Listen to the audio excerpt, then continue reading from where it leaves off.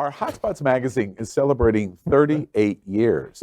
It has been documenting the LGBTQ plus lifestyle and is the spirit of our Hotspots Queer Entertainment this week, sponsored by the Broward Center for Performing Arts. In the LGBTQ plus community, we always make jokes about size matters. And when it comes to Broward Center, size does matter.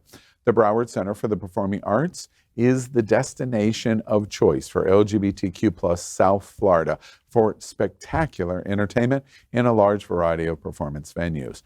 Broward Center ranks among the top 10 most visited theaters in the world, presenting more than 700 performances a year to more than 700,000 patrons. Broward Center is the home of LGBTQ plus entertainers, shows, Broadway, national drag performance, LGBTQ plus choral events, and so much more. And Broward Center supports one of the world's largest gay communities, Fort Lauderdale, Broward County, and really all of South Florida. They support that LGBTQ plus community and our nonprofits unlike any theater in South Florida. We are excited to tell you about the 2023 season that Broward Center for Performing Arts will bring to our LGBTQ plus community. Did you know that surveys show that the LGBTQ plus community participates in live theater performances 2.5 times more often than our straight counterparts? Well, that's why they are the sponsor of Hotspot's Queer Entertainment this week. Several of this year's top Academy Award nominated films have queer themes, and even more of them are queer adjacent. There are even a few actual queer actors, writers, and musicians who are nominated. Everything, Everywhere, All at Once won 10 Oscars this year.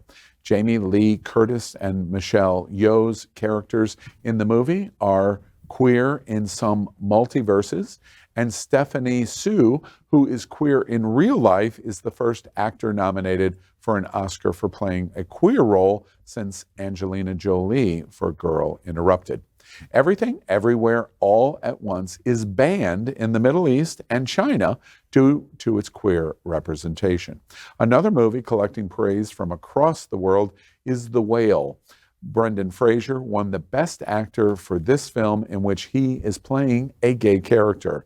And by the way, this movie has made Brendan Fraser the 6th straight man to play a gay character and win the Oscar. Another winning moment for the LGBTQ plus community was when David Kwan and Daniel Scheinert won the Best Directing Award, and in the acceptance speech, Scheinert said, quote, this one is dedicated to the mommies of the world, to our moms, specifically my mom and dad.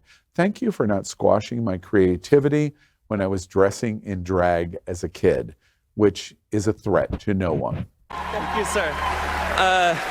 Our fellow nominees, you guys are our heroes. This is weird. We want to dedicate this to the mommies, all the mommies of the world, to our moms.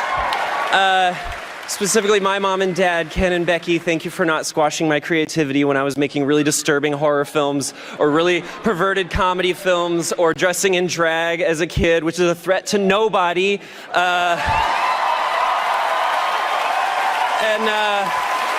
Yeah, thank you to everybody who worked on our movie. Our Hotspots Queer Entertainment headline of the week: the queer Oscars hit drag queens, a whale, and a whole lot more. What did we think, the Oscars? Oh my God, I had so many favorite parts. But first of all, I love Pedro Pascal. I just love him for, The Last of Us. And when he went up there and he had to say, my urine dicks, he was like, my urine, they'll say it for me, right? And I thought that was an awesome part. When Lady Gaga performed, I was like, who is that ugly girl with no makeup? Wow, she can sing. And all of a sudden I was like, oh my God, Lady Gaga, she's beautiful, right? Like all of a sudden it was like, oh, there was just a lot of queer moments. But honestly, everything, what is it? Everything, Anywhere, All at Once. Everything. I mean, I should know the name of the movie because it won freaking everything. It was literally the Oscars that belonged to them, and they so deserved it. Mm-hmm. What else? The Memoriam. I was upset about the Memoriam. No Leslie Jordan. No Anne Heche. Yep. So they missed out on the queer representation there. Did you like the show? It was freaking long. Ow, like, why do they make these things so damn long? It was 3.5 hours. They changed the carpet. Every news story was talking about the champagne carpet. The carpet did nothing. It looked awful, okay? It didn't help at all. Bring back the red carpet. Yeah. And you know, it's interesting. They have a red carpet. It's that color for a reason, because it looks so good in camera shot. And then they ruined it. Other thoughts? I mean, so I watched clips. You know, I targeted what I liked and who I liked. I did not sit through all 4 hours. It was me. who You're busy having sex. Who did you like in the clips that you reviewed? So I did watch the Everything All at Once. A was part of our show. Which one? There were 10 of those. Right, with the 2 directors. The director. 10th time they went up there. 10th time. It was like, oh, and then the little guy from Goonies. I mean, I can't, you know, that part. And so even Brendan, like all of their authentic self, like to me, I get so emotional watching folks being their true authentic self and allowing their emotions to come out, because that way they show that they're only, it's not for play, it's like authenticity. You truly accept them. And what I liked most about all the clips that I saw was understanding that it was artists supporting other artists. And they recognizing their gifts, whether we agree with who won or who didn't win.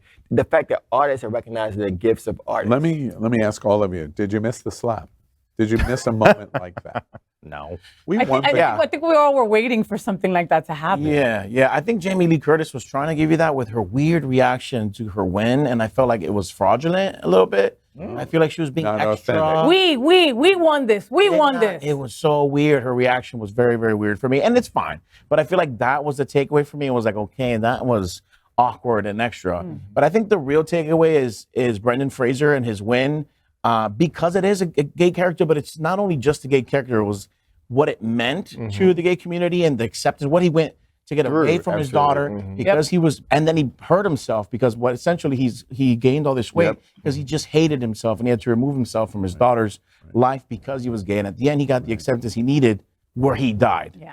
Oh, wow. And I think it was You just ruined the movie. Thanks. I know. Wow. I had to read it, yes. Well, go watch it, Mama. And do you know Brendan Fraser's like backstory? Like, you know, he was nominated for this for the Golden Globes and he didn't go. And he wasn't planning on going to any awards show because he had accused the president of the foreign press of touching him inappropriately and sexual assault. Oh, I didn't know that. 2003. Yes. So this was huge for him to be there and to be like, okay, you know. And like emotionally, and have his emotion, like to live through that moment and understanding, like you said, all of that.